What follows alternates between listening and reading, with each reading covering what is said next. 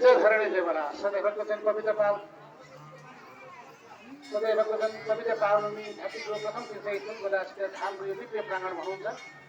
समस्त भक्त मानवहरूमा बडा क्षेत्र मन्दिरको व्यवस्थापन समिति हार्दिक स्वागत गर्दछ। भक्तजन मानवहरू हजुरहरू बोका र कुर्सीकी सङ्गम क्षेत्रमा स्नान गर्न जानुहुँदैछ भने कृपया नदी किनारा छेउमै रहेर स्नान गर्न गराउनु न हामी हार्दिक विनम्रतापूर्वक अनुरोध गर्दछौँ।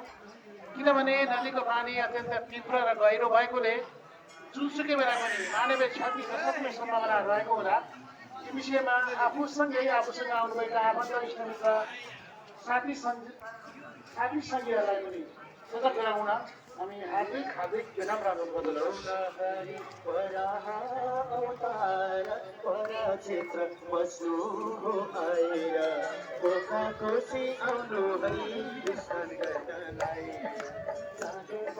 भिडियो गरेको हाम्रो पनि निकाल्नु।